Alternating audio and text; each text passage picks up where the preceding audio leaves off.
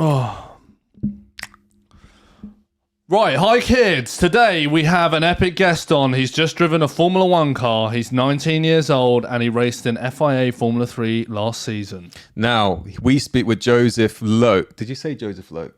I think so. Doesn't matter. Okay. His name goes by the name of Joseph Loake. He's on the pursuit of making Formula 1. He's an extremely talented, fast, young UK British driver. 5'10"? 5'6" at a push. I think he tells his girlfriend 5'10". So we dive into his career to date, him driving a Formula 1 car very recently, and how tough it was to drive. I spun on my first lap. The physicalities. Exit was all right as well, but obviously I was so tight on the entry that it was a bit compromised. You're always so tight, man. Yeah, fantastic. The detail you have to go into with your engineers. He also mentions racing at Monaco. But it's so forgiving, Monaco, as well. So, like, you can get it wrong. And No one ever.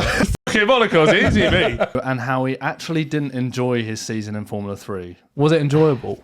At the time, it was difficult to enjoy. Hope you enjoy. See you later. Right, so... We haven't done a mic test yet. Yeah, we have. No, don't do that, F please. off, Joseph. Again. Honestly, kind of sounds like Jordan's exploding in my ears. Oh, God. Anyway, right, Joseph. Last year, we had you on. Almost this time last year, wasn't it? Yeah, it was. Last year we had you on. You won the Autosport Award, the Aston Martin Young Driver of the Year Award thing. I can't remember the exact title. You've now driven the F1 car, which was part of your prize. Yeah. Tell us about it. It was very awesome. Obviously, something that not many people get to do. So it's kind of, a privilege to get the opportunity in the first place. I tried to make the most of it. I was prepared as I could be, and I was surprised by how competent I felt. Let's put it that way. But yeah, no, it was an awesome experience, and obviously Aston were, fully actually pushing me to go as quick as I could, which was cool, because it would be very easy for him to just chuck me on the track and say, here's the F1 car for the day. Yeah. But no, they actually were, pushing me and trying to help me go as quick as I could, which was awesome. Yeah. So mind-blowing thing, because you've gone from a Fiesta to an F1 car within a span of 4 years. Yeah. So yeah. You must have, I'll tell you what, watching the video from Autosport, we've both seen it. It was so nice to see your emotions, like the whole family there, really like humbling experience. It wasn't like you're like all serious, like when you're in the car you're serious, but outside the car you were really passionate about the whole opportunity, right? Same with your family, so that was nice to see. Yeah, for sure. I mean, it's like I said, it's an opportunity that you don't get very often, so I wanted to make sure that it was, I took it all in and kind of appreciated the whole day, really. So I didn't want to spend the whole time just being serious and trying to be all professional and everything, because it's pointless, because I may never get the opportunity again.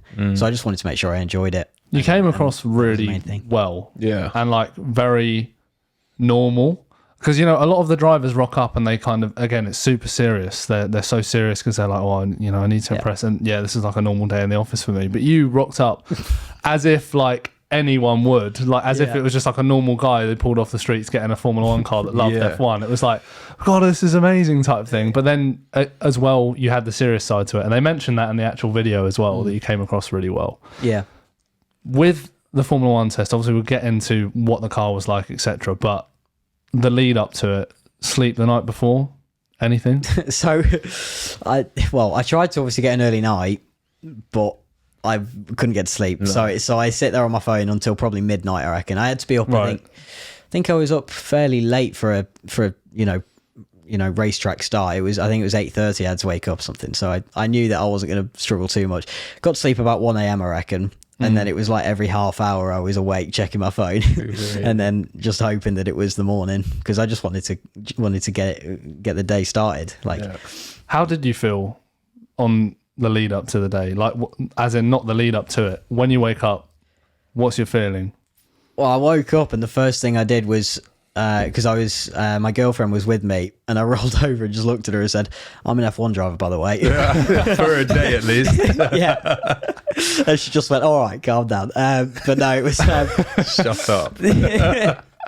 But no, I like I say, I tried to treat it as if it was like what I should be doing, which was weird to say, but I felt like I deserved to be there at least, which was cool because obviously I won the award to get the opportunity. So I tried my hardest to kind of chill out and stuff like that, but it's so hard. You're so nervous, and you've got so many guys from Aston Martin, not just at the track, but you've got the guys back in the factory that are probably looking as well.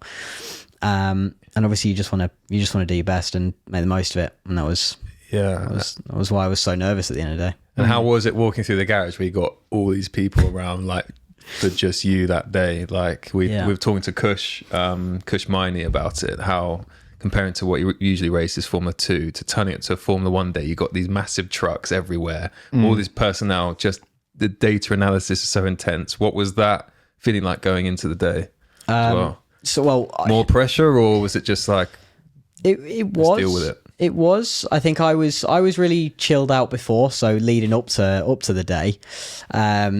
But then I went in the day before just to make sure that everything was cool, sat in the car and just basically, it was the first time I'd sat in the car with my helmet on, really. I did a seat fit, but the first time I'd been properly strapped in. And that was when it kind of became real in a way. I was like, okay, I'm sitting in an F1 car, I'm going to drive it. And it was pretty awesome. But then it makes you so nervous. You just sat there like, can we just do it now and almost get it out of the way? Because you're like, I can't wait any longer. And obviously I'd had to wait for so long just to get to the day anyway. Just because obviously I won the award back in December, I think it was last year. So it was, so long I had to wait before I got the chance. So I kind of knew it in the back of my mind the whole year, but it hadn't sunk in until I turned up, if that makes sense. So yeah, it was pretty cool. So you go out for your first session in the Formula 1 car. How quickly did you get used to it? Did it feel natural or did it feel completely alien? Well, I did an install first, so you go out and in.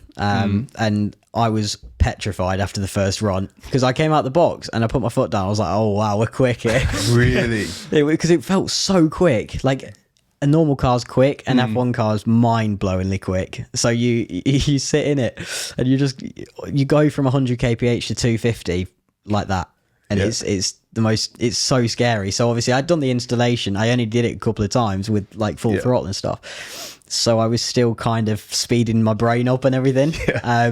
But it was after the install, it then becomes normal again. You speed everything up and you kind of crack on with it. I had quite a lot of laps on the day, which was nice. So it let me kind of get up to speed and then start to push the limits a little bit. But yeah, it's so scary on the first run. To be honest, first going out, like you're overwhelmed, like, whoa, this is quick. And then your engineer's going to be saying, how's everything, Joseph? Like in a calm voice. And you're trying to stay calm, probably like, yeah, everything's good. Yeah. Well, I think my second run, so I did the install and then my first proper run, I think it was 3 push laps in a row. So I went out, push, in. And I think I did the 3 push, and the engineer came on the radio, Rob, and he said, how does the car feel? And I was like, well, I don't really know what it should feel like. I had no idea what to say, so I just said, I don't know. It feels all right to me. At least you're honest, though. Yeah, honest. Like some people would, bullshit and say, feel we can have a little bit more, front end here, whatever. Come on, you haven't driven a Formula 1 car before. After your first 15 minutes, mate. Yeah, all right. How was your big juicy neck? It was actually all right.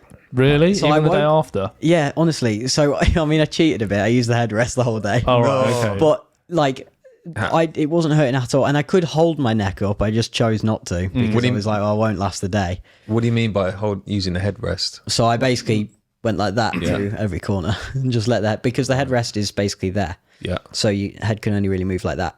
I saw Behrman doing that in Saudi when he had his call up. Yeah. He was just like, literally, after like 10, 15 laps, he was just leaning on it. Yeah. But Kush said like that was the biggest thing for him. He was like, nothing can prepare you for the G-forces. It can't. And it is pretty great. The braking's the one that got me, because you don't have any support keeping your head up there.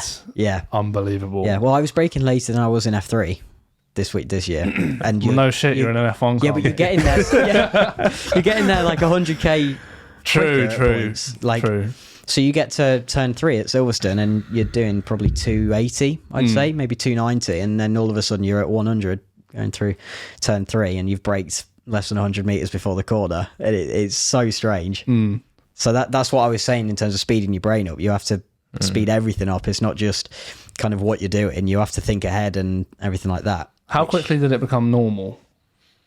I know the whole day wasn't normal, but how quickly was it like, oh, I'm just, I want to push the limits here and, I've got a good feeling for it? I don't know. It didn't become properly normal. I'd say halfway through the day, I was starting to feel fairly normal in it. Like the first couple of runs was kind of figuring it out and figuring everything out, figuring it out. But after that, you kind of understand what's going on a little bit more, and you know what to expect as well, which is quite helpful. Yeah. And then you can kind of test different things out and start being a bit explorative, which was good. I got a softer and right at the end, which was cool, because I actually felt like I was fairly on the limit with it. I wasn't obviously F1 times, but I was closer than I thought I would be, put it that way. So how close? I can't say. Well, I might be able to say, but I don't know. Your time was on I know it wasn't your best lap, but your time on the onboard that they posted online came up at the end of the lap. Yeah. I can't remember what it was. I think I saw a 31 or something. I have, yeah. But your delta's also on there. Yeah. So you can see how far off your best lap you were. And someone put in the comments, actually, like, for reference, Pole, this, like, last year was this and blah, blah, blah.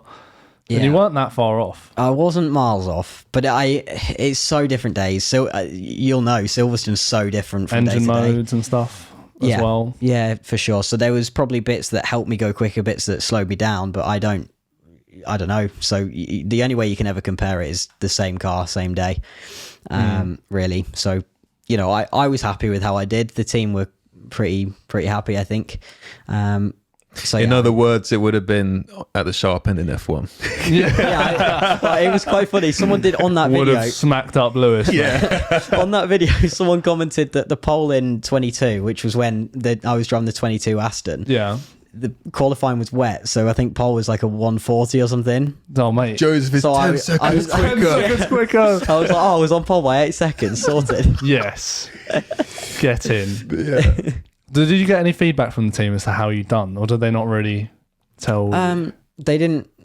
They're not going to say too much, because obviously I'm not part of Aston. So if I was a junior driver with them, maybe they'd probably help me a bit more. But after the first run, Rob did come over to me and say, "Are you sure this is your first time in an F1 car?" Because I did my first run and I did cops flat. Like, you said straight that away. Yeah. What was that like, mate? Cops it's so flat. Scary. Well, I've done it flat before, because GB3 it was flat on the right day, and F3's flat just on the right day. But I didn't, because I was. Okay, but what was what's your motivation to do that? Just to not be a pussy? Yeah. Well, it's flat. What have you lobbed it, mate? That's what I mean. Because you got to try going flat at some point, so that it could have been disastrous. Well, did you build up to it, or were you just like bang flat? I did, but I close your eyes. Kind of built. So, oh god, you did. I did do a little squint, but you do. Obviously install I went slow. Then my first run I think I lifted in 7th, and I was like, okay, this is so easy. So then I went 8th with a half lift, and it was still easy. So I was like, okay, well, if I go in the wall, at least I tried. Yeah, it just looked like a game on your onboard. It looked like so easy. It's just like steer. That was something that I actually found myself when I was driving. The car almost is so easy to drive, because it's got so many different bits going on with it that I kind of you're right there. I needed to shift forwards. I'm like, carry on. Sorry. Yeah, it's all right. I've lost where I was now. It's so easy to drive. Like the car. F1 car is so easy, mate. But it's God. The car's doing so much stuff for you. Like, the diff is basically completely perfect. It does everything what you want. So the low speed is where it actually is hard to drive, but the high speed, you just turn and it does everything for you, which is ridiculous. Like, it was, I think, Maggots, Beckett's, and Chapel was just a lift. You seem comfortable on the limit as well. Like, on the onboard, you're like getting the rear out on the exit of some of the corners. Yeah, the low speed you comfortable with, because it's normal speeds, because the aero isn't working. Yeah. And that was why I was a bit happier there. The high speed, I always still had a bit. If don't want to snap at cops. No. Thing is, cops was You'd quite end up easy on top though. of this shed in Brackley. Even like, mate.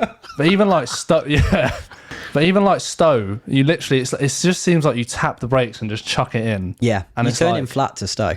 You turn in flat. Yeah, so you turn in flat and then lift with a tiny bit of brake. I was doing, but you can do it without a brake. Bollocks. I want to see the data, bruv. That's crazy. I don't think I have it. We're going to get you to talk through. Will Your lap. Autosport let us use the lap? We can try anyway. Will you? We'll do it. So if you want to become a racing driver like some of our lovely guests and you're not really sure how to start because it seems like you need a lot of money and family connections that know the industry, etc. Well, now you have the perfect opportunity to prove you have what it takes. And on a completely level playing field, that's why we've created Forsetti. Forsetti is an online platform that guides you on how to start your racing driver journey and helps you develop your skills to climb up the ladder. We host time attacks every single week, and if you're the fastest driver, we put you straight into a car and integrate you in an established esports team racing against some of the best talent in the world. So if you think you're the best thing since sliced bread and you have what it takes, make sure to sign up at forsettirace.com. Link is also in the description. Back to the podcast. What was it like having your whole family there? Because I think, you know, it's such like a special moment like we touched on, but, you know, did you go over to them after you got out the car? Like, you know, I saw, you know, your mum was there and Mum stuff. was hysterical, man. Yeah. I mean, it's was something loving that it. it's something that we all kind of hoped would happen, but you don't think it ever will, just because it seems so far away, and even. Sorry. Should we start that one again? Why are you muting yourself now, mate? Just fucking throw up on the mic and goes, oh, mute that. Sorry. My bad. What Carry was on. the question? It was, Your mum was hysterical. your mum was a legend. Yeah. What was it like having your family there? Sorry, that's tickled me. Yeah, it was awesome to have my mom, dad, you know, the whole family there, because like I said, it's so can we start that bit again? Yeah, That's really bad. Sorry. I'm still recovering from Should short we just coughing. skip the question? Okay. Oh, Right. right. Try again. Okay. Don't cough. So, what was it like having your family at the day? I'll do that again. Right, Joseph. Let's Sounded just, like, you know that what? sounded like a joke. Can we take a break? Let's go. Let's take it. That sounded like you were taking a bit. What was it like having your family there? Right, let's get the lap. I'll get the lap up. I want to ask, you must have made a mistake on that day. Lock up, spin, something. I knew you'd ask that. Yeah, come on. I did, yeah. I spun on my first lap. No. No way. Yeah. So That I wasn't put in the Autosport video. Yeah, They did me very keeping nice. that Yeah. secret. If you look on some of the drone shots in that video, you can see the tyre marks from it. But it's on the exit of 4 on my first push lap. Remind me of the exit of 4. Is that the left The hairpin? loop. Yeah. Slowest left. Yeah. Yeah. So I came out of there in third gear, and I was on a set of old hards, so they were quite slippy to start with anyway. But obviously, I was expecting a bit more grip because it was an F1 car. Yeah. I was like, well, surely I can just build to full. And I didn't really know what was going on at the time because I was still figuring it out. And Yeah. I just lit the rears up, went whoop. Oh god, what was your feeling like after you've done that? It was quite funny because I just didn't say anything, but the team can see literally everything. So like Yeah. steering wheel data, and then they all of a sudden see the clutch in first gear, and they're like, "Everything okay?" When you say first lap, you mean first flyer, not like installation. but I was going to so say that'd be impressive. I did the install and then did the out and then my first push. Yeah, Okay, fantastic. It must be also like there. You build the throttle and then you get a certain level of downforce and then you're away. yeah, Whereas initially it's like, yeah. you just play It's that little bit where you're still kind of on the exit of the corner is really tricky. I think there seems to be, obviously, like you said before, there's a phase in a Formula One car where it's not that different to like not a normal car, but like an F3 or something. Because when you're going into these really slow corners, like for instance Monaco, like the hairpin and stuff, you're not going to be going around there much faster than me in the Porsche No, Yeah. in an F1 car. Probably but then and you've got 1,000 watt plus horsepower to deal with. yeah, But then as soon as you get to like 70, 80 miles an hour, there's already so much downforce on the car, so it just sucks itself to the floor. how does it go? It just sucks itself. Like, No, sucks I was on itself about the off. noise, not that bit. Wait, so Itself off, yeah. Yeah. Anyway, right. But after you have that spin on your first lap, right, do you not feel like a bit of a dickhead? Have you not set, do you not feel like, because I can imagine if I did that, I'd be like, God, I've just set the tone for the day. Do you know what I mean? A little bit. Like the team must be thinking I'm an absolute knob. A little bit, but I think to a point they were probably happier that I did that than just toot around the whole day and not really push. So like I did that lap where I spun and I finished the lap off anyway and I was just figuring it out. And by the end of the run, I felt fairly comfortable already. And then they were pretty happy with the lap I did in that run. So I think I kind of redeemed myself with the next two laps a little bit, but they probably did have their head in their hands at the time and they were like, oh no, the car's going at the wall. Yeah. Did you ever let it come into your mind of like doubts either before the test of like, if I crash in like the first session or something, or just in any of the sessions, if I spin and have a big one, like that's millions of pounds of damage. This day is costing so much money already. Obviously not to you, but to Aston Martin. It's like, did you let any of that come into your head, or were you just like... I was trying not to. During the days, I wasn't thinking about it. It was when I got in my bed, was when it was like really bad. I actually woke up from a couple of nightmares at points of me just firing it into walls. Really? Wow. In the days leading up to it, even months leading up to it, I would like dream I was driving the car and then I'd stack it in the wall and then I feel like sometimes your brain starts to go like, is this a sign as well? Do you know what I mean? I mean, I'm quite good at kind of putting that behind, but yeah, I did have a couple of nightmares there and there of kind of imagine if I did, but I didn't, so it's fine. All right. Safe. Right, let's go through your lap. I want you to talk through this mighty footage right here. Okay. I'll have it on mute. Yeah, let's have a look. Wait, here we go. I'll get Why don't it you back. give him your phone? Yeah, true. That's Bianca Bustamante, mate. I'm going to be really annoying. I haven't been stalking. I have a puffer jacket on. Here we go, Martin Brundle. I've never talked over a lap before. Really? Wow, well, here's your first time. Here is my first Don't time. have to be good. Just literally say what you just felt in the car. Okay. Obviously, turn 1 and 2 is pretty easy flat, which is pretty scary in its own. Then braking as late as you can into turn 3. I missed the apex on this lap because I lack talent. Got a bit loose on the exit, I saw. Yeah, loose on the exit, and then I didn't come over enough for turn 4, which was a bit annoying. Into turn 4, I made the apex quite nicely. Exit was all right as well, but obviously I was so tight on the entry that it was a bit compromised. You're always so tight, man. Yeah, fantastic. Then headed towards Brooklands 300 kph. I never was quite on the limit here. I felt just on the day I really struggled. Pussy.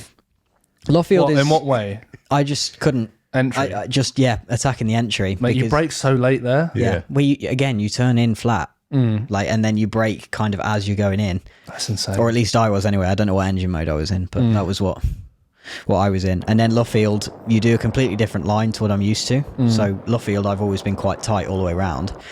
And whereas in the F1 car, I was going quite wide, almost more than half the car over. Yeah. Half the track over, and then bringing it back to open up the exit. Because you need to open up for that power. Yeah. Well, you're in third gear and you've got 1,000 horsepower, so it doesn't like turning. So yeah, I actually had Luffield quite nice on this lap. And then Cops is flat out. I'm just waiting to get there. Is it like completely easy? Like as long as you get the turn in right? Even if I got the turning wrong, like I missed the apex by probably a car width at one point, and I still didn't even make the exit curb. Yeah, Gee, that's insane. Yeah, I guess then it's more just literally about like scrubbing speed. Like just don't turn the wheel too much. Well, I'm going to go back on this slightly because I'm a rebel. Cool. Hold on. Yeah, so I go into the corner at 290. And by the exit, I've scrubbed off to 276. Wow. Okay. Into Cops? Through Cops, yeah. And that's while flat out. You lose 15 kph while going flat out just because of how much scrub it does. That's insane. And then Maggots, Beckett's, Chapel, you're flat through the left, right, left, and then a lift into the right, 6th gear. Mm-hmm. And then DRS. DRS is quite tricky actually out there because you're still turning. Oh, yeah, so it kind of tries to kick the rear out a little bit. Coming back to Maggots Beckett, though, is that not ridiculous? What's like comparison F3 to F1?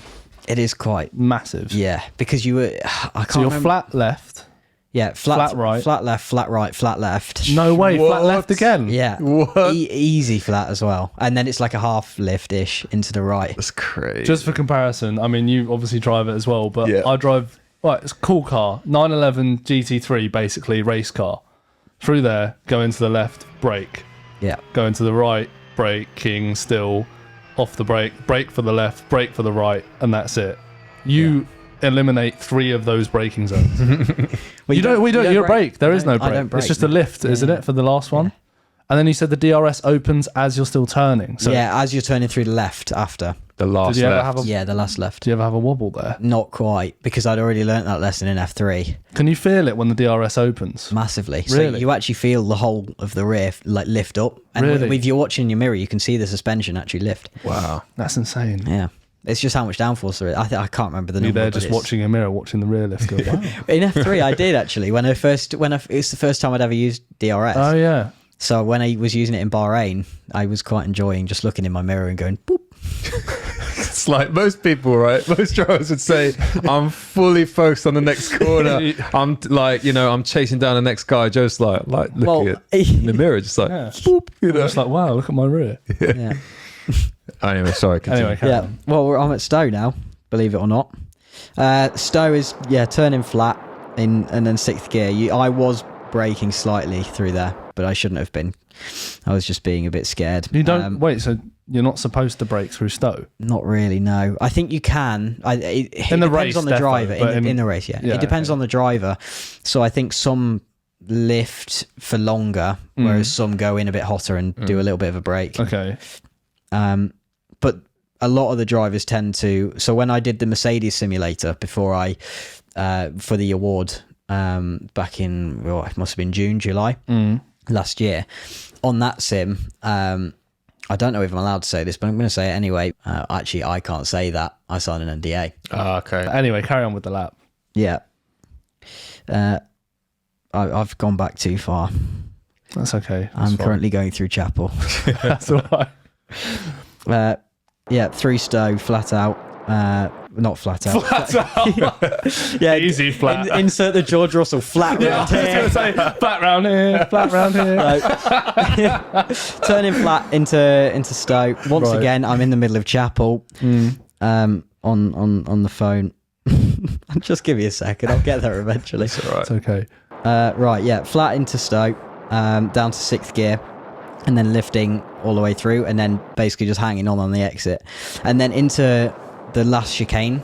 What's it called? I don't know. Vale what it's called. Club. Vale Club. That's the one. I knew that. You brake later than I was in F3, and you're getting there like 50 k's quicker. That's insane. Mad. Yeah, it was really ridiculous. So hang on, I want to do some numbers. Wait, It's all right. this is really exciting me now. Fully erect. Okay. Wonder how many. What are you up to? Is it fall? Oh, Oh, it's falling. is it falling? Or did you just decide? it was erect. Oh, right. Oh, it's a It joke. was really funny, but it wasn't. Okay. Shittest joke. No, it's fine. It's fine, guys. I was never known as the funny guy in school. You are. It's okay. Okay, Oh, I've God. broken it. Bear with me. Was hilarious. Is it falling off? No, it hasn't fallen off. It's all right. As long as it stays there. There we go. I was just. What is it with you and our mics, Joseph? I was about to say. Sorry. Right. Okay, How we're many- back. It went limp in the last one. Now it's going Yeah. erect. Sorry, I've made this way too complicated. This is too high The up. longest lap in the world. Joseph did a 5-minute 20 lap time. Oh, back at Stowe again. It's okay. It's fine. You get there quick enough. Do do do do do do do do. Can't take that long to get to the chicane. Okay, we're here. Yeah, so I brake from 265 at the start of the entry curve, and then by the exit, by the end of the entry curve, I'm at 130. Fantastic. Jeez. So So, what's like, that? in- Accelerate. It's Yeah. probably, I don't know, 50 meters. Blood clot. Mate. You drop like 120 k's in that amount of time. It's ridiculous, honestly. So one thing I was going to ask with that, you say you can brake like ridiculously late, as well as obviously like G-forces of the head and stuff. How hard? Oh, God. Joe's is a comedian today. right, Joseph, focus. How hard are you right now? No. Oh my God. How hard do you have to hit the brakes in a Formula One car for it to stop like at maximum stopping power? It's softer than F3, which was something interesting. Is it? Yeah. So F3, I don't know the amount of force in kilograms, but I hit 230 as a max in 230 bar in 230 F3, bar? Yeah. That's 230 kilograms of force. Is it? Is I'm it the pretty same? sure bar, Yeah. 1 bar is 1 kg of force, Is it? right? Oh, it's that. No, it can't be. It can't be. Surely you're not pushing 230. No, I My don't left think the leg is that not matters. strong enough for that. Yeah, I'm not sure if it works out to be like that, does it? Got a massive veiny left leg. Yeah. Only my left leg. Yeah. I walk around hobbling. Hi kids, just had to pause in the edit to prove myself right. 1 bar of pressure does equal 1 kilogram of force. So Joseph Loake has 1 big juicy left leg. So it's No, not as hard as F3. No, it's still hard. Don't get me wrong. Like I was still standing on the pedal, but like F3, it was as hard as you can hit it. Really? Whereas F1, it's like you hit it, but I double locked the fronts at one point pretty easily. Really? Yeah. Jeez. Jeez. Where was that? Into turn 3 because I wanted to. Oh, try right, and- I okay. just wanted to see how late I could go. So I went. I pushed the. Well, I thought I pushed the braking about 5 meters. I actually did 20, and then I just went. What did you do? What did you go? I was going to ask, with the steering wheel, what do these buttons mean? Like, as in, did you have to learn many of the buttons when you drove it? Yeah, so I had a whole day of them just teaching me how to use the steering wheel. Really? So what Yeah. were you using? So DRS you were using fuel mix? Yeah. So a lot of the things they just told me in case something went wrong, and they told me to change it. Right. I did have to do a couple of switches. There was one. So there was the strat mode, which is the engine mode, basically. The lower number was more power you get. Again, I don't really know how much I'm supposed to say, but it's fine. I should get away with it. The strat mode is lower the number, the higher the engine mode. I ended up. They on kind strat of 2. gave that away in the video as Yeah. well. Yeah, because that's why they said go from a higher strat to basically strat 3 or something, or strat 2, Yeah. and you were like, oh, here we go. So Yeah. it like gave away. I was like, oh, Yeah, obviously yeah. lower strat is faster. Yeah, but that's just the deployment. So from the electrical engine. Yeah. So, what else? Can you get a photo of it? Yeah, and then yeah. I can kind of talk through it a little alright. bit. You just put your phone. Did you have around, to so- do like a lot of revision on this? It looks Not really. so complicated. Yeah. So you've got the top left. Hang on, I've forgotten it now. The top left one was the one that I was using. So you've got Go 1 that I was in when I was pushing, and that was like the push mode. What I don't actually know what it did. They just told me I had to do it, so I did. Okay. Did it feel any different? I don't know because I didn't push on any other mode. Oh, right. So Okay. it was like Go 1 is the push mode. I think it just does the brake bias, so it just goes way far forward when you're not in Go 1. Right. So then I was in cool, obviously self-explanatory is cool. And then you have out 1, out 2, out 3, which were the 3 outlap settings. Most of the time I was out 1, so that was all the way forward on bias. Right. And then out 3 is all of the same settings for the outlap, but it's the bias is like further forward, but it's not as far forward as out 1, if that makes sense. And it's basically just to control temps on the in lap. So I was using out 3 on in laps. Mate, I'd have a stroke if I had to do all of that. Yeah, It's a lot to learn. it's quite cool because Aston were really chilled out about it. They knew that I'm not going to memorize everything, so they just made sure that they had someone from Mercedes with all of the PU information, so that they could just tell me it whenever and stuff like that. Kush from his F1 test showed me a sheet of like, it wasn't even run plan. It was just a sheet, a sheet of something for his test that just had. Bear in mind, me and John, the racing drivers, we both looked at it and we were like, I don't understand literally 99% of the words that are on there. The different, Yep. it's like sort of army spec. It's like they've got all these different kind of names for different things and codes for different Yeah. stuff. It's like you say, like strat 1, strat 2, out 1, out 2. You're like, what does that mean? It's Yeah, impressive. Also, considering you have to drive flat out through cops, maggots, Beckett's while doing that as well, while Yeah. actually consciously thinking, right, what have I got to do next? Yeah. It's impressive, isn't it? The problem that I had, before you move on, because it's quite funny, so in F3, DRS paddle, you've got the wheel and there's 2 DRS paddles on the back. They're massive, so it's really easy to get. In the F1 car, the same paddles are still there, but they don't do the DRS. They change the whole car to a completely different setting. So I kept smacking this paddle. I think I did it into stow at one point, and it made the car just push straight on. Really? Yeah, because it was, I think it locked the diff or something on the entry. Okay. So it just made me go, oh, like that with the wheel, and I was like, oh. That's interesting. So in F1, so give us the difference between, I'm intrigued because I don't know this. F3 DRS, how do you open it? You hold the paddle behind the wheel. So it doesn't open for you? No. So when you cross the line of DRS line, you press it. What stops you from doing it slightly earlier than the line? Because they have those detection points. It basically, there's some kind of signal that gets sent to the car when you're in that zone. So in F3, you just hold the paddle like Before as soon as you line. come out the corner, Right. and then it will open as soon as you're allowed, basically. Okay. Which was really difficult because in Melbourne, we were told that the DRS zone between turn 2 and 3 was going to be after we've come out of turn 2. But then I think F1 told whoever was doing the DRS at the time, all the F1 teams were like, well, we can open it earlier because turn 2 finishes there. But obviously F3, it's still a corner all the way around.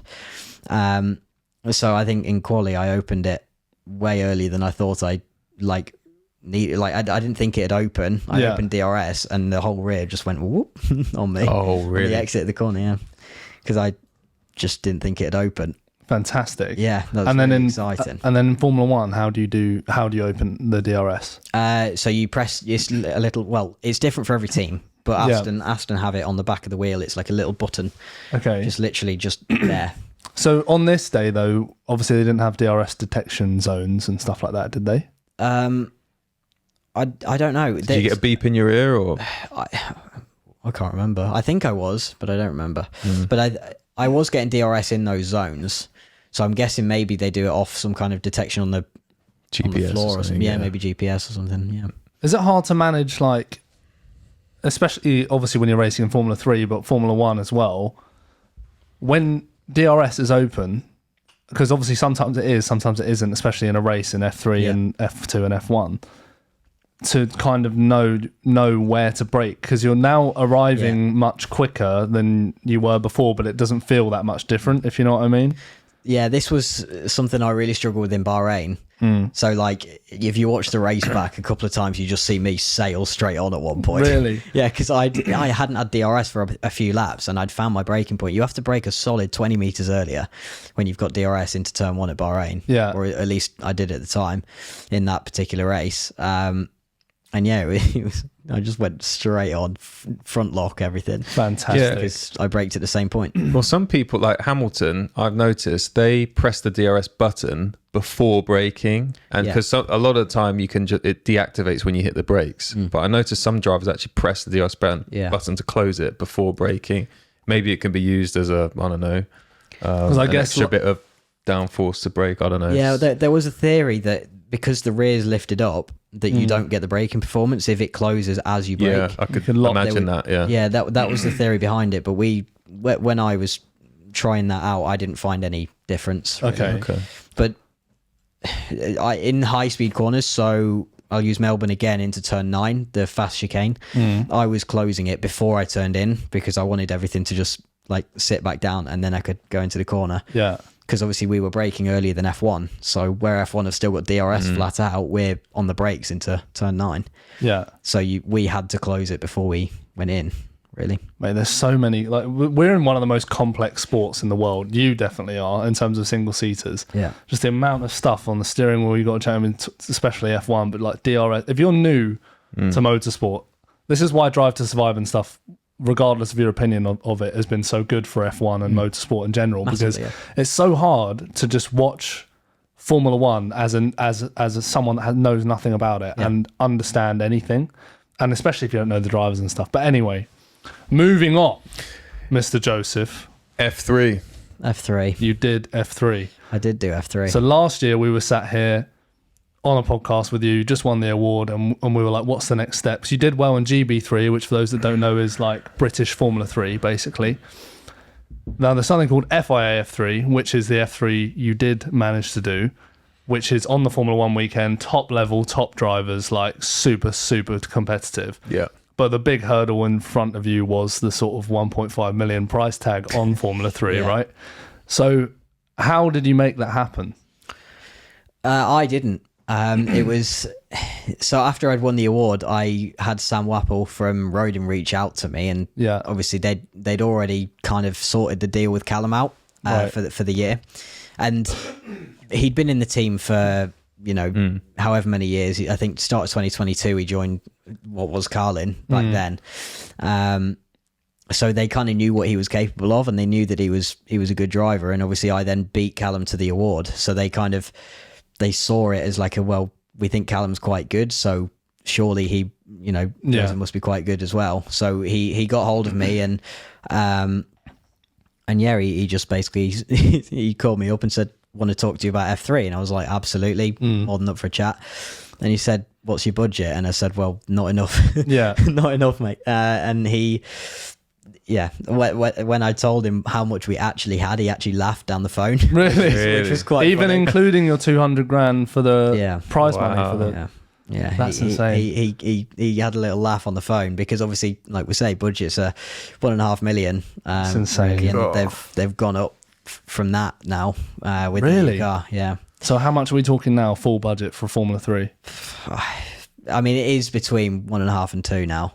So there's drivers out there paying 2 mil to be in FIA F3? Yeah. Which is... There will be, in the top teams, for sure. That's insane. Yeah. I don't even want to know what F2 is. I think there's some drivers in F2 paying close to 3. Yeah. But there's also, I know that the budget for a good driver with a good team is about 2 million. And then you've got all your hotels, flights, damage. Which people overlook because that's a lot. Oh yeah. So obviously we had a mega deal for F3 from Rodin. So I can't thank them enough for that. But I think it was something like another 15% on top of what our season cost was the travel. So you go and let's say you pay 1.5 million, you've still got another 100 grand of just travel. Yeah, that's after that, but wow, okay. Yeah, because you're going all over the world and on Formula 1 weekends when everyone else is also trying to get to that place from the UK. And obviously some places like Melbourne, you've got to be there at least a week before for the time difference and things like that. Yeah. So it's ridiculous. I think Melbourne, just our accommodation was, I think, maybe 8 or 9 grand. Just at one track. Yeah, and we weren't in a fancy place or anything. We were in the cheapest place we could find. Really. Well, that's the thing for viewers. I was just about to ask you. I know the answer. We know the answer to this question, but when you're racing, even at the level on Formula 1 weekends, I did Porsche Super Cup, you did Formula 3. People think that you're like staying in the best place, you're getting paid lots of money, blah blah blah, but just give us like the reality. It was so good. Bahrain make a massive fuss. So do they have, is it prime, like what do they do? Do they have like the king, or what is it in Bahrain? Is it like a prime prince, minister? I think Prince, maybe I think we'll have to fact check this. Anyway, there's a special name for it, but yeah, I know what you mean. They're government people. They make a massive They're government people. Government people were telling me. No, their government was basically, they make a massive fuss of the Bahrain Grand Prix because it's the only massive sporting thing that goes on in Bahrain, really, from what I know anyway. And they make a massive fuss, so they come and pick the drivers up from the airport, escort you out of the airport, and take you to your hotel. Nice. So obviously, each different hotel that the drivers are in. Yeah. So they take you to we were escorted by this BMW. What was it, like X something, like basically top of the range Renault Clio. Yeah. So it was like the top spec BMW you can get. It's like this really nice chauffeur. He was being as nice as he could, and then we turned up to this hotel that obviously we'd paid as little as we could for. He's probably thinking he's taking us to some 5-star kind of luxury place with a heated pool and everything. And I think our hotel had 2 nightclubs underneath it. And had, I think when we got there, it had, I think 4 people smoking out. So like it just was rough as anything. Fantastic. Just like up north. Yeah. And I thought the guy that was chauffeuring us, I'm pretty sure he thought he'd been scammed. I'm pretty sure he thought we weren't. Thought you weren't a driver. Yeah. Taking you back to I've some just dodgy escorted place. some random bloke to his hotel. But yeah, no, There is this misconception though, like from people that like F1 and mainly only like F1 because that's like the only thing they're interested in. They've got this glitz and glam idea that F2, F3 is the same, and all the yes, there's lots of wealthy drivers there that can maybe afford to be in the best hotel and whatever, but they're not getting paid lots of money to be there or getting their hotels paid for them. If they are staying in a nice place, it's because they're very wealthy, and most of the time, again, people like you, probably Browning and stuff like that, they're not. Luke's the other one. That I was actually going to use him as an example because he's someone. Luke Browning, yeah, he's someone that has used absolutely. I don't know exactly his family, but I'm pretty sure his dad's a gardener or something like that. Their family is so normal, and they don't have that much money. They've just done what they could with what they got. Yeah. And obviously now Luke's Williams Academy, and he's doing an awesome job. And he's F2 next year, right? Yeah. Well, I don't know if it's announced. Yeah. I don't know if it's announced or not. And I don't know, so don't try and make that sound like I know. Yeah. I've heard rumours he's in F2. I mean, he's done 2 years and he's done well, so he must. And he be, did right? a couple of rounds in F2 with ART, didn't he? So it would make sense. But yeah, I mean, Luke's been doing an awesome job with what he's got, and it shows that you can make it with not much money. But you can guarantee that before he was with Williams, he was going to the lowest of the low hotels. He was skimping on as much as he could just to be able to be there. Yeah.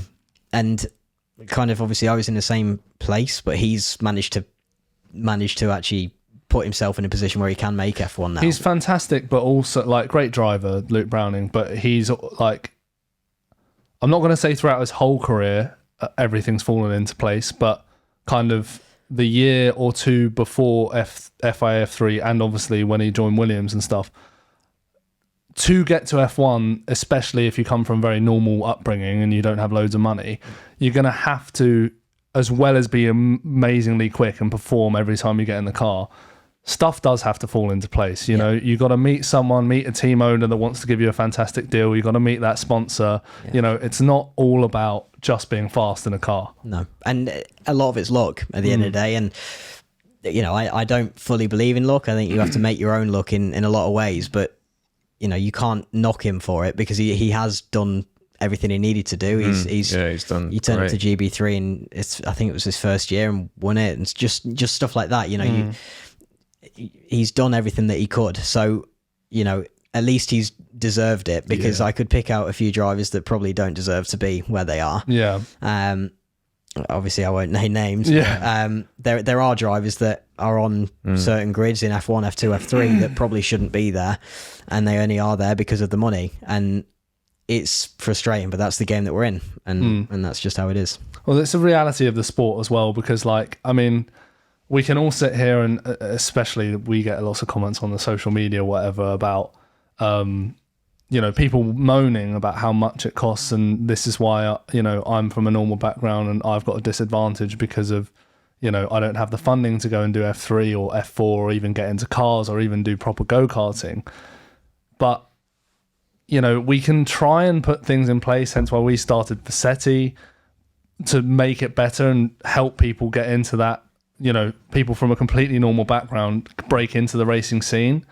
But the reality of it is the sport is just so expensive. Like, you can't go and race cars around different tracks in different places in the world on Formula One weekends and expect it to be even 200 grand, 300 grand. Of course it's going to be in the millions, And then the problem with it now is that the demand is meeting supply. So like you said, teams' prices just rise and rise and rise because there's too many almost rich kids. Not slamming you if you are from a wealthy family, but there are too many rich kids. That's why the prices keep bumping up, because I don't think the cost is what the prices are necessarily. The prices are meeting how many drivers. People are queuing up for Formula 3 and Formula 2, despite the fact that we're now saying it's 2 million to do FIF3 for some people. For sure. And it's almost 3 to do F2 for some people. Yeah. And another problem is that it's so much of a business now as well, that a lot of the teams aren't willing to give deals because they go, well, we could get some good results for no money, or we could get some okay results with a lot of money. Yeah. So they'd much rather take the okay results and have a load of cash in their back pocket. And that's just how the sport is. And it's kind of been turning that way for a while anyway. And I don't think it can really go back from it now, I think is the shame in a way, because there's a lot of drivers that are getting to even F4 and they can't afford the next step. Do you think I can't talk. No. Do you think the FIA should cap budgets like they do in Formula 1 for teams? Like, I don't know, because it's a spec series, so you know the teams will always argue that they have to spend that much anyway. If them, I don't know. I think something could happen like that, yeah.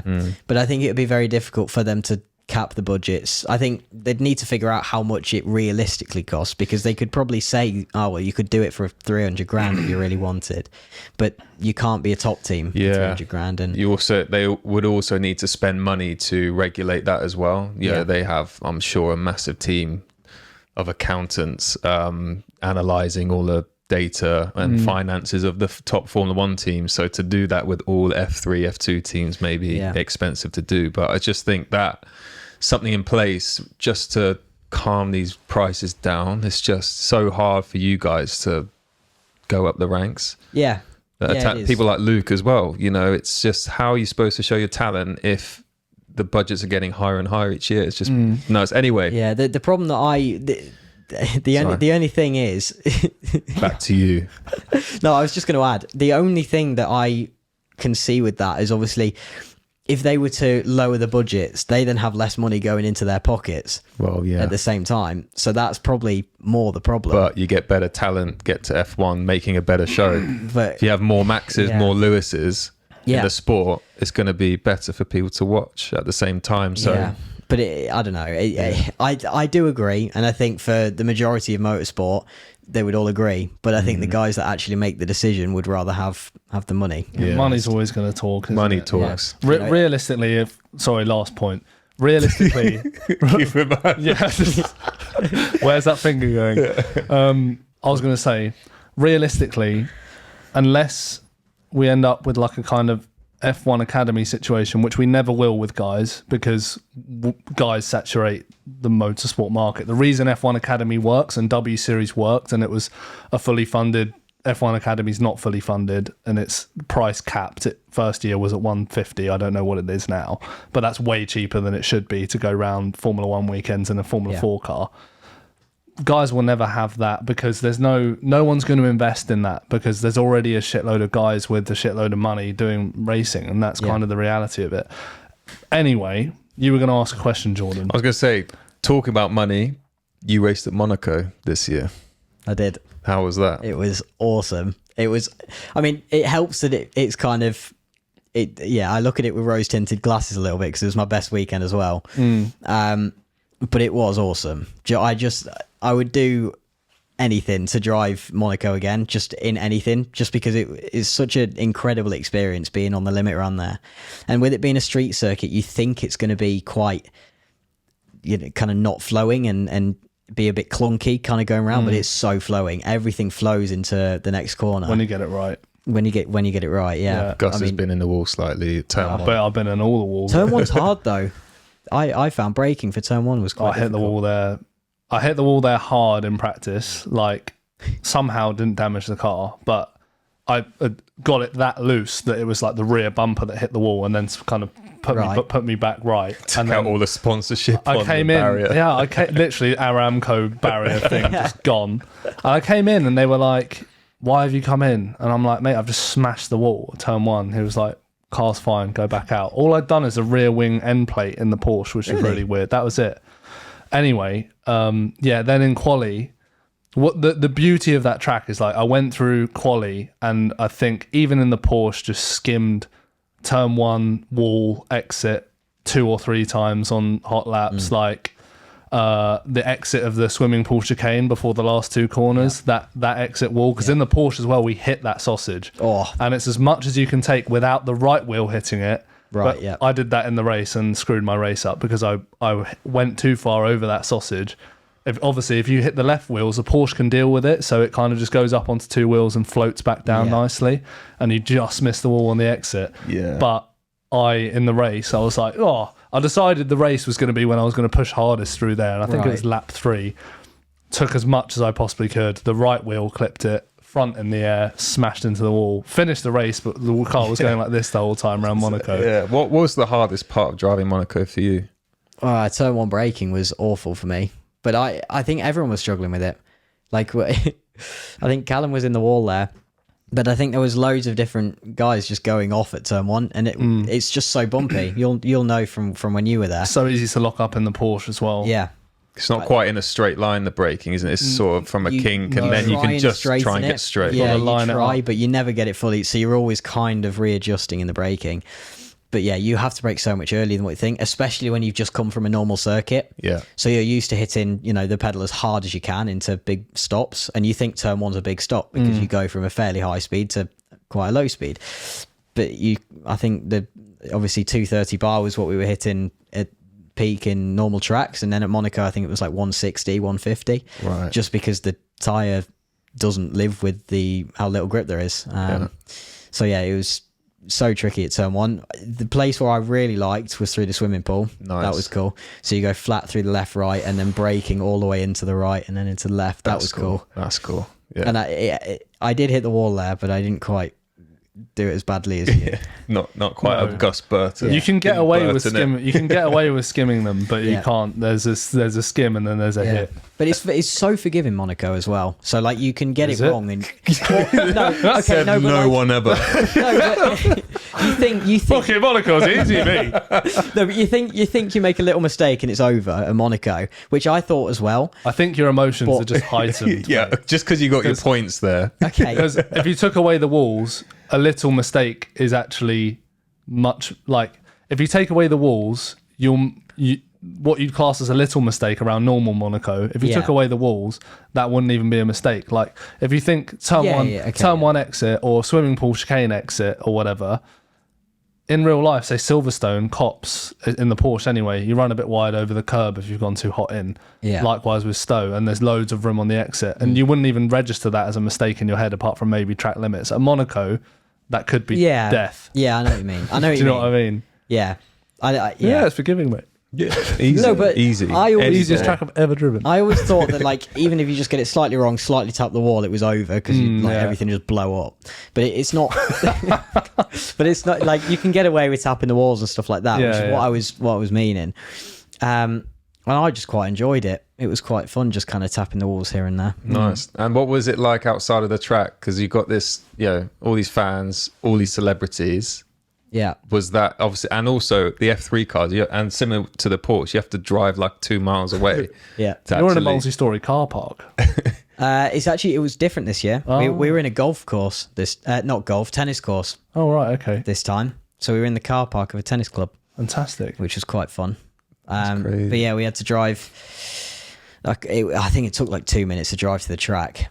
I think it was like 0.8 of a mile or something. So I was like, imagine you're a tennis. You go to the tennis club then, and one day you turn up with your racket. There was people playing tennis on the setup day. Really? Yeah. There was Really? people just like taking pictures of the cars from the tennis court Fair enough. while we were setting up. The Porsche paddock was in, like, there's the main Monaco port, and then there's one, like, depends what view you're looking at it, but if you basically jump over the next little hill, there's another little one.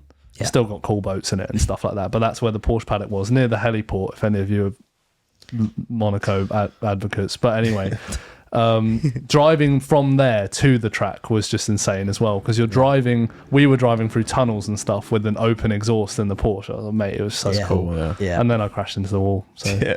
What, on the way to the track? No, not on the way to the track. That would be very embarrassing. That would be really embarrassing. But yeah, they close the roads at Monaco and you drive to the track. That's cool.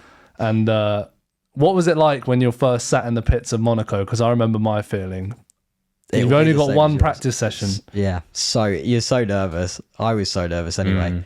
Because you know that you need to push, you know you need to find a limit, but you know if you go slightly over it, it's practice over and you may as well just scrap your weekend because you'll qualify badly if you've got no laps, and then you may as well just sack it in the race if you start at the back. So practice is one of the most important sessions, especially when you've only got one of them. So yeah, you want to make sure everything goes perfect, so you put loads of pressure on. And wasn't it wet when you did it this year as well for one or two of the sessions? It was dry when we started, and then I think we got a red flag within 2 laps or something.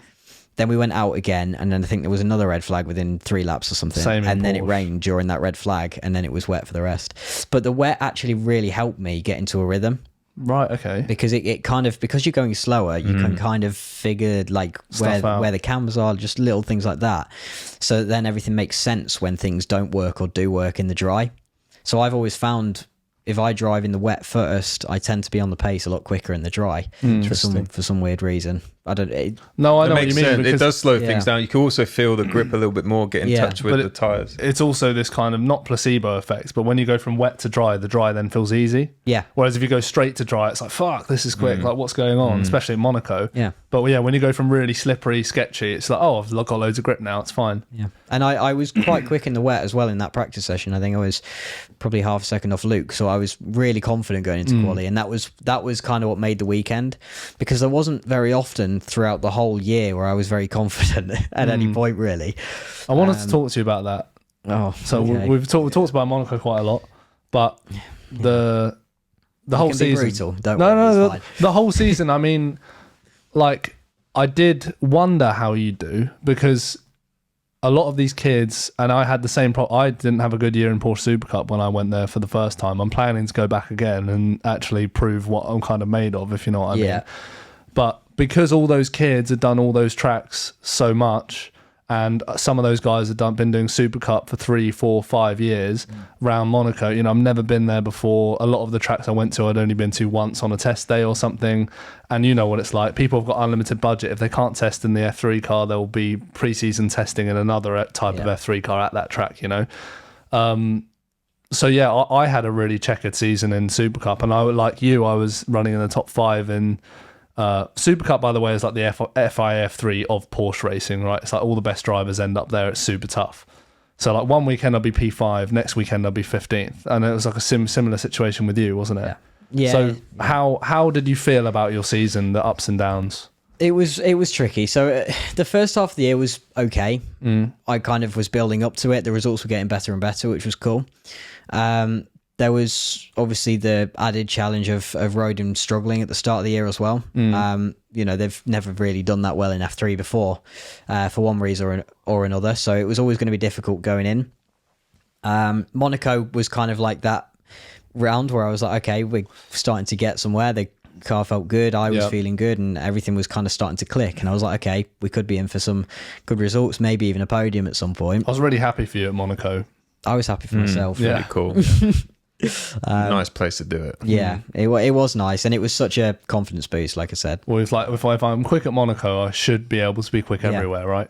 Yeah, and that it just boosts you a load, and you go into the next round and you're just a bit more pumped up, and you're a bit more on the limit from lap 1, just little things like that.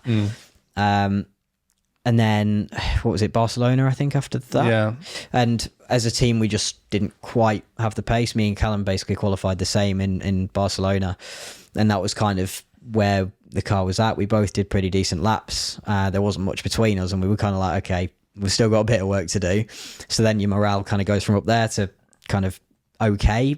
You know, we qualified okay. We were mid-pack. And then just from then on, I was just struggling to get the last little bit out in qualifying, and my pace was fine. It was never once a struggle to be quick. It was just putting it together in quali was the issue. And there was races where I was quicker in the races than a lot of others, like Red Bull Ring. We qualified like last. I think we locked out the last 3 positions in quali. And then in the races, I think I was a 10th or 2 off fastest, and for no reason as well. You always went forwards in the races, pretty much. And I just couldn't get quali right, and it was so difficult. And you come from GB3 where you get 10 laps and you can just push, and eventually you'll get one lap that's put together and you're fine. F3, you get one lap where the tyre's at its best, and it's always the last run, first lap, and you're not going to get the tyre anywhere near again. So a place like Barcelona, we were finding it was like 8/10 from lap 1 to lap 2, no matter what you did. And the amount of extra pressure that you have, it just suits the second year drivers and the guys that have done it over and over. So even if they've not been in F3 the year before, they'll have done endless days in Freca Euro Cup, not Euro Cup, Euro Formula. Yeah. And they'll have just done so many days on those sort of tyres that only last one lap, and they can just do one lap at a time and just figure out how to piece a lap together. Yeah. And that was what I couldn't get right. Yeah, because I was curious as well, because I've always seen you as like a really like high confidence driver in terms of pushing the car on the limit, like especially high speed corners from I saw you doing Formula 4 and stuff in the UK. Yeah. So it's good to hear, like, it's not necessarily you're not pushing the car. Like when someone sees someone like towards the back, it's easy to think, oh, they must be under the limit or whatever, but it's not the case. Sometimes just a knowledge of how to put how to use the tire in the best way possible to understand how to get them into the peak. The warm-up procedure absolutely nailed, and that's the thing that second-year drivers will usually get right, isn't it? Yeah, for sure. And like you said, I am a driver that tends to push really quite hard in high speed, stuff like that. But I've always been a driver that goes over and then comes back to where the limit is. But you can't do that with just one lap. Yeah. So like I found so many of my laps, one corner would be over the limit and I'd have a snap mid corner and I'd have lost a 10th. Then the next corner I'll go, okay, I've had a snap, I'll rein it back, and I'll rein it back too much and then it's too slow and it'll just be kind of under over. And you don't have enough time in F3. There was the same in Super Cup. You get one 45-minute practice session. Yeah. That's it. And then quali. In Super Cup, did you get to do the whole of practice as well? Like how many laps did you get in practice usually? It depends. If you go to Monaco, about 3. Because red flag. In terms of if you didn't have red flags, did you do the whole run? Usually we put like, say, 70k tire set on, because we wouldn't kind of not allowed to use new, probably similar with you in practice. We'd put like a okay worn set on for the first, let's say, session's 40 minutes, let's say, for the first 15 to 20 minutes, box for 5 minutes, check everything, maybe do a setup change, and then change to a 20k set or something. Yeah. So like a good set that's just done a quali run so that we can get a feel before quali. Yeah. But mate, you do that in Monaco and it's just like... Yeah. Well, what you had in Monaco is us every round, pretty much. That's what it's like for us. Yeah. And that's not, I'm not trying to take it away from Super Cup, but we actually got 2 laps. I think Imola, we had the whole session. We didn't go out until 25 minutes left, something like that. Why? Because the track's dirty. There's no point running. But there is, though, if it's you and you've never done many laps there. So we... inside the team, obviously, I'm just going to put this there. Rodin were amazing all year. They did everything that they could to help me. Yeah. But obviously, we had little arguments here and there. I'd come from a place always where happens with teams. For sure, it happens everywhere. But I kept insisting, if I just do loads of laps on high fuel, I'll be in a rhythm, and going into quali, at least I'll have a feel of what it should feel like. Yeah, it's going to be quicker, it's going to be on a better tyre, everything like that. But, the team... in F3, teams tend to follow other teams, so you don't really want to be the only car out there. One, because people go, haha, look at him, he's out on his own. Yeah. And also, you're just clearing up the track for everyone else, so you just look like the guinea pig. So it's a bit of an ego thing, isn't it, really? Probably a little bit. And I can understand it if you're one of the top guys. So let's say you're Mini, let's say, in the Prema. You'd expect to be at the front. You're not going to need to be in a rhythm. But yeah, for me, round Imola was the tricky one, because I'd never been there, and the other guys had done the post-season tests last year, and I didn't know where I was going. It's impossible to get up to speed at Imola having never been there, and you rock up for your first. It's not possible. Like, even if Lewis Hamilton rocked up for his first time in F3 and rocked up to Imola for the first ever time, he would be nowhere if this was him as a kid, or even Antonelli, if he didn't have loads of preseason testing, rocked up to FIA F3 and like you had just rocked up for the race weekend and never been to Imola before, he'd be nowhere. And what you don't see is the amount of running that they will have done around Imola. There'll have probably been 1,000 laps for some of those guys before they've even turned up in F3. Yeah. Whereas I'd probably not even done 1,000 laps in my career until then. So it's, I'm not playing the sob story, but it's almost impossible. And It's not a sob story. It's reality. I actually didn't realize that was a thing. That surprised me that people don't go out even if it's dusty. Just to. It's also because of the tyre. So we only get 4 sets through a weekend, and we obviously have quali in 2 races. So you tend to use 2 sets in quali, sometimes 3. So that only leaves you 1 set usually for the race. It might be tyre limited as well. Yeah, and you have to. Oh. Is it dead or reload? Reload. What I want to say is, like, people watching this podcast and in motorsport in general, they think that you just have to be rich to go racing. In terms of, you don't have to be rich, you have to be fucking rich. Like, seriously, if your parents are worth 5 million, great, you've got wealthy parents. If they're worth 10 million, great, you've got wealthy parents. You still can't go and spend 2 million a year going racing with your son and doing all these test days. You know, you're very, very privileged if you can pay 500k or 700k or even 100k to go racing, but you're still not going to be able to compete. Again, like you this year, you don't come from a super normal background. You're not super rich either. No, my family's well off. You know, I sometimes don't say it. You know, my dad owns a business and it does do well. You know, it is worth a couple of million, I think. I don't know exactly.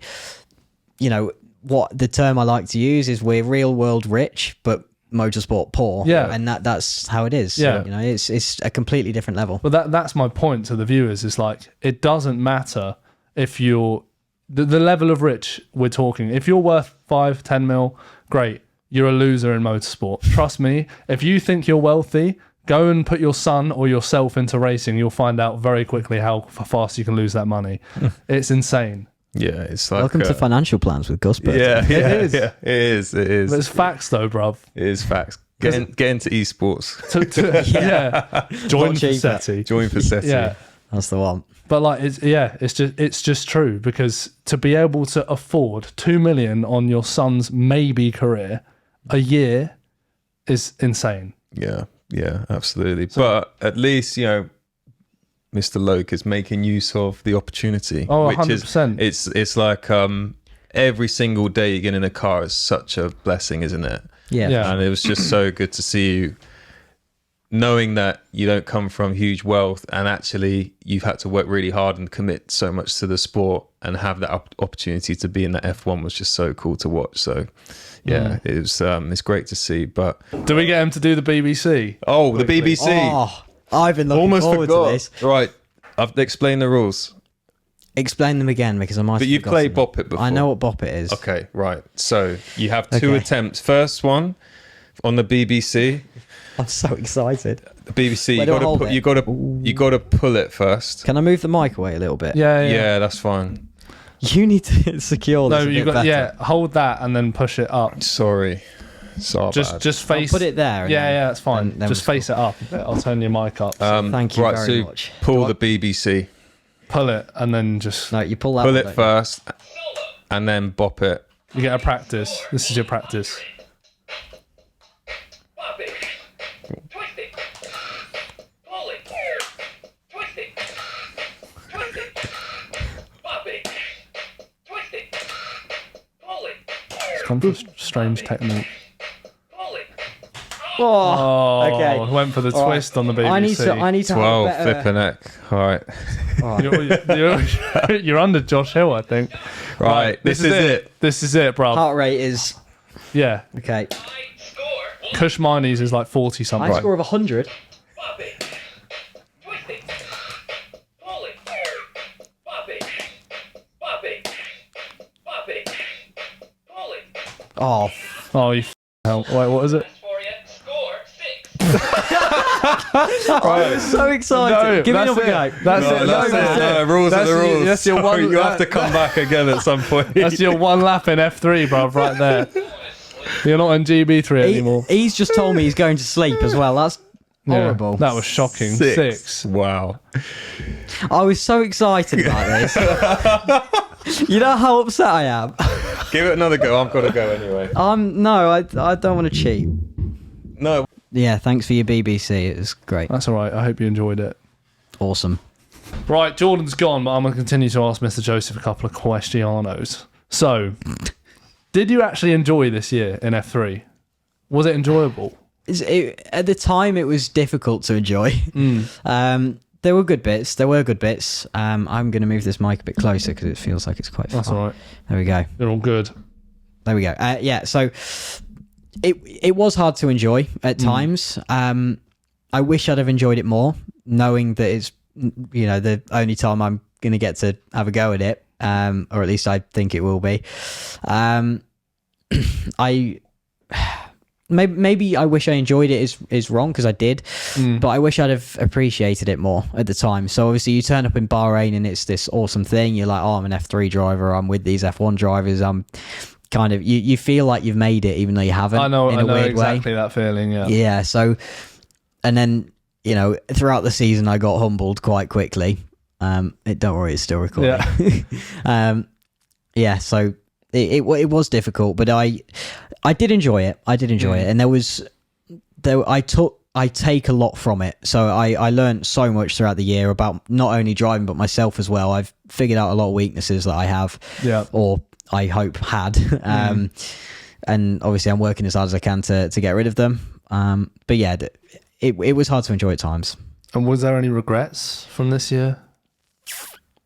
I don't think I regret anything, no, because everything that I did wrong, I've learned from, and it's an opportunity to learn from at least. So, if I didn't make those mistakes, then I wouldn't be as, the sort of person that I am now and the sort of driver that I am now, because it might not look it, but after finishing F3, I'm a much better and more well-rounded driver than I was when I came into it. I was the same after Super Cup as well. Yeah. Even though it deflated me and I really struggled to enjoy it, apart from maybe Monaco. Yeah. It was just like, you just get demoralized. Like Yeah, when you you get in the, when you go from like winning a lot in GB and stuff like that, and having good preseason tests as well in Super Cup, and you're as quick as you're like, as quick or sometimes quicker, not all the time, Morris. I'm not saying I'm faster than you, but really quick driver, Morris Schuring, like a couple of tests, like I'll be on par, or like maybe like one of them was slightly quicker than him. I'm like, oh, I'm doing really well. This is a guy that won 2 of the races in Super Cup and is now in WEC with Manthey, which is an amazing Porsche team. Yeah. And then you go into the season and it just deflates you. And like, but because you've just weighed yourself up, thrown yourself in the deep end, not done the preparation you but should have done, had you had the money and the funding to do more testing, etc., and another championship like they do in Porsches, they do Germany as well. If you don't throw yourself into the deep end with the best of the best and be humbled, you don't learn. Yeah. Because if you're just winning all the time, you think, well, I'm the bollocks and that's it. Do you know what I mean? Yeah, exactly. And this year reminded me a lot of F4 when I did it in 2022. So I did 21 and I won a few races and was 6th in a championship, and I was like, well, for a first year that's pretty good and I can jump into F4 and I should win it. And then I turned up and I was a second off in quali at round 1. That wasn't necessarily me, just myself and the team. We didn't get anything right. The car was an absolute handful at the start of the year, and it made me work so hard throughout the year just to learn and progress throughout the year. And by the end of the year, I was winning races and everything was cool. But because I worked so hard during that time, it improved me so much. And then I went into GB3 and obviously was straight at the front and won on debut. So I think you have to have a hard year every now and then to progress. Cool, go and win. It makes brilliant. you hungry. Go and win. It's brilliant. You can go and win loads of pots and look like you're the world's best, but you're not learning. And even the top guys like Max Verstappen, Lewis Hamilton, they've still got stuff to learn. There's still mistakes that they make, and if they have to have bad days to make their good days even better. You hinted in what you just said a while ago that this might have been your last chance to experience F3. What's on the cards then for next year? Is it F3 or is it? I thought you were going to avoid that question. Why? You'd take, I don't know, you'd just taken very long to ask it. It's normally one of the first things. Anyway, carry on. So what is it? I don't What's know on the yet. card? What would you like to do next year? Well, what I'd like to do is F3. Okay. Um, Is it remotely realistic? not really. I think almost all the seats are full, aren't they? Most of the seats are gone. You can still find a seat if you have the money. But our budget's even lower than last year, really. Right. To be able to properly have a good go at it. Yeah. So I think the best deal I could get was about 1.4 million, and Really? yeah, and that was absolute best. And that we that's could with get. like, again, not with all the bells and whistles, like all the testing and stuff like that. It is tricky. You can probably throw in a little bit, but I wouldn't have been able to do any GP3 testing, no Euro Formula testing. Yeah. And yeah, You need to be in the would have car been- all the time to compete. Yeah. In a F3 car. Yeah, I mean, there was guys here at Silverstone a couple of days ago with, I don't know when this is going out, but literally a couple of days ago, there was guys at Silverstone. The day got snowed off, but I'm sat at home watching those guys do laps, Yeah. or at least try to do laps, and Yeah.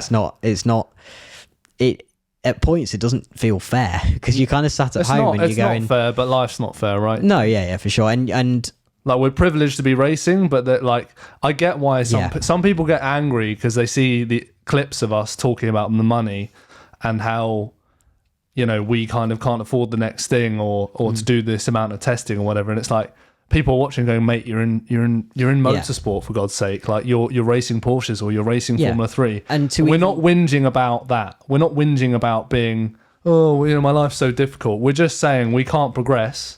Because even though we come from fortunate backgrounds, not fortunate enough, which is the point I touched on earlier. You need Yeah, to for be sure. really, really wealthy, especially down the Formula One route. yeah, and even with wealth, you still need to get lucky, and you still have to be in the right place at the right Exactly. time. Because there's thousands and thousands of drivers that are trying to come through from karting. Only 2 or 3 from each year are going to make it if they're lucky. There's been years where nobody's got to F1. Yeah. You can look at former F2 champions that have tried to pay millions for F3 seats in the past, and they've been turned down even with loads of millions after winning F2. It's ridiculous the fact that you F3 seats. no, Oh god. that's just died. No, I'm saying F2 champions have tried to go into F1, tried to pay for the seat in F1, and they've still been turned down after winning F2, having all of the money that they need, and they still can't get the seat. Yeah. And that's what I'm saying. You need so many stars to align for it to happen, even if you have the talent, the money. Yeah. Your chances are so low to start with, and we are so lucky to be in the sport to start with. So yeah, F2 champions. I feel so bad for people like Pourchaire and Drugovic. Yeah. Like, they've gone and won F2. Fair enough. Like with Pourchaire and maybe Drugovic as well. I don't know. Was in his 3rd year, but You still deserve a shot in like, F1. I mean, just watching, like, look, Bortoletto, right? Good driver. Don't doubt he was Cush's teammate in F2. He did do a really good job for first year in Formula 2. But you've got Theo Pourchaire sat on the sidelines, reserve driver for sort of Sauber, whatever they are, Kick, whatever, F1 team, as a reserve driver, waiting to kind of get there. And then you get turned down because basically, a talented kid's come in, but is, from what I can understand, is going to bring a lot of money from Brazil. Yeah. And will have a big Brazilian following and sponsorship behind him. And it's just like, and I spoke to Kush as well, because he knows, a lot of the old F2 drivers and current F2 drivers and some of the F1 drivers as well. And he's an Alpine academy driver and is fighting for the reserve seat as well for next year. So he works like closely with Gasly and Ocon this year, and the Formula 2 drivers, etc., like Victor Martins, etc. And where was I going with that? Yeah, no, he basically said, and he makes a good point, like, Pourchaire comes from France, right? There's lots of French drivers that are good. We come from the UK. There's lots of British drivers that have the money that can fund it to go all the way, Whereas he made the point about himself as well in our podcast and said, look, as well as being quick and as well as being a great driver, which he is, he said another reason that I might get to F1 is because I'm from India, and India wants to see another Formula One driver, because there's not been many, and there's not been many that's had success in Formula One. So they're really trying to push to get a driver, and the whole country's behind Kush. He's like a minor celebrity there. Yeah. We don't have that. Like, even if I was in F2 or you were in F2, we wouldn't get noticed unless it was on a race weekend. No, for sure. But that's kind of the point. It's like, if you come from South America or India or one of these kind of unique countries where there aren't many people with enough money to go racing, and you're going to have a lot more backing behind you, and teams are going to be much more likely to take you because you're a unique specimen with unique sponsors with lots of cash. Yeah, for sure. And I think, you kind of touched on it before. You've got these F2 drivers that are sat there waiting for their chance, for example, Drogovic, and then just think how they would feel when you see a kid like Antonelli, who's done, I think, what's he done? A year of F4, a year of He did Freca. year of F4, won it, year of Freca, won it, did F2. And I'm not denying he's the real deal. Yeah. He is very good. Great and driver. I don't doubt it, but I still think you should have to at least earn it. You should be going through F3, you should be going through F2 as everyone else would, and I don't think you should be jumped up to F2 and then straight to F1 the year after. So you don't think if you're like a Max Verstappen, you should do that? So i.e. Max did karting, F3, F1. I think I don't know. Obviously, if they're good enough, they deserve to get to F1, but I don't see why you need to rush it. They could have left Antonelli, put him into F3 this year, give him a year of learning in F3, put him into F2 the year after. It's lower risk for the F1 team as well, because Exactly. then they've got a bit more experience now. Exactly. Antonelli gains experience. There was Carlos Sainz. We saw it in Monza. Yeah. He did like 2 flyers like straight away, and straight to the top of the times, and then bang, wall. Exactly. And you can't doubt that he's quick. He's gone and won everything he's done. Yeah. And he's been okay in F2 as well. But in my eyes, if he wasn't a Mercedes junior, you wouldn't necessarily see him as anything special this year in F2. No, really. And that's where I'm coming from. Fair point. It's the same with Behrman. Look at where Ollie's been through a lot of this year. He did prove himself last year. I know, 100%. And I know Ollie deserves it as well. And this isn't me saying that they don't deserve it. They do deserve it. But I'm just saying that if there wasn't any of this F1 Academy stuff and everything was equal and everything like that, I don't think you'd see the same names in F1 that you do now. And it's just because of how the sport works. The teams put so much money behind a driver from a very young age. Same happened with Lewis Hamilton. He was picked up when he was, 8 or something from McLaren. 8 or 12, somewhere in between. Yeah. In go-karts. Yeah, he was picked up when he was very young. And viewers as well, do you know how rare that is? To be picked up before you even get into cars is pretty amazing. Yeah. Like, I think people have this... People that don't know much about the kind of background of how to get to F1 and the money involved and etc., they have this perception like, if you're good in karts, like a bit like football or something, if you're good in karts, you're going to get scouted and McLaren are going to sign you at 10 or 12 or 14. No, they're not. Like, you're out of your mind. That it's not going to happen. Like, it's so rare that an Antonelli comes along and has the backing from Mercedes from such a young age to, help them through everything, give them the best of the best teams, the best of the best testing, cars, whatever it is. Yeah. To fast track their way to Formula One. And it does frustrate me because he hasn't done F3 and he's only done a year of F2 before he jumps into an F1 car. And there are kids sat on the sideline that want to get into, well, they're not kids, but you know what I mean. There's drivers that want to get into F1 and they've been dying their whole life to have the chance. They've done everything that they can.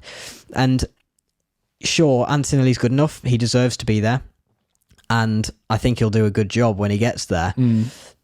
But to me, it's more about the principle of the fact that he needs to earn his way through each step. Yeah. If you're on this is a very random one. If you're on a rock climbing wall, you don't just jump from the bottom to the top. Yeah. You still have to climb up, no matter how good you are at rock climbing. Yeah. And I think it should be the same in motorsport. I don't think you should be able to jump steps. I think there should be rules in place where you have to do F3 before F2. And I think you should have to finish at a certain, at a certain level as well. That's just my opinion. I mean, if I was Antonelli, I wouldn't be turning it down. No, no, of course. So you can't really dislike him for any of that, because he's just taken what's been given to him. But yeah, I just think that it should be more defined steps, and you need to do this, then that, and that's the problem though, because like there is no clear route to anything in racing. Like even if you want to go down the GT route, like I have, it's like, right, people ask me like, right, so what, kind of what's the steps, and I'm like, well, I'm basically at the last step now. I've won stuff in a British GT champion, and I've won quite a few races in Porsche GB. I've done Porsche Super Cup. I need to go and perform there again, I think. But there's no clear route. It's not like it's like you and me started with Fiestas, then I did Clios, Renault Clios, then I did Ginetta Juniors, then I did something called a Ginetta Super Cup, then I did British GT.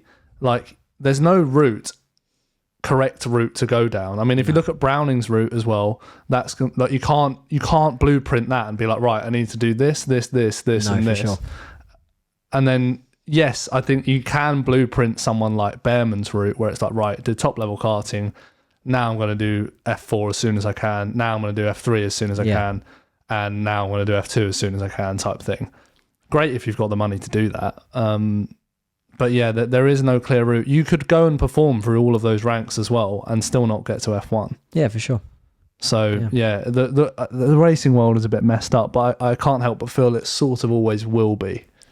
That's that's what I said earlier. It is a rich man's sport, and it won't change because the people that are at the top of it want to stay at the top, and they know that the way of doing that is to have less talent coming through. So it's just how it is and how it always will be, and that's what we've got to live with. In a way, I actually don't mind it, because when you do well, it kind of adds to the kind of so much gone into it. And it means a lot more, if that makes sense. Like you've earned it.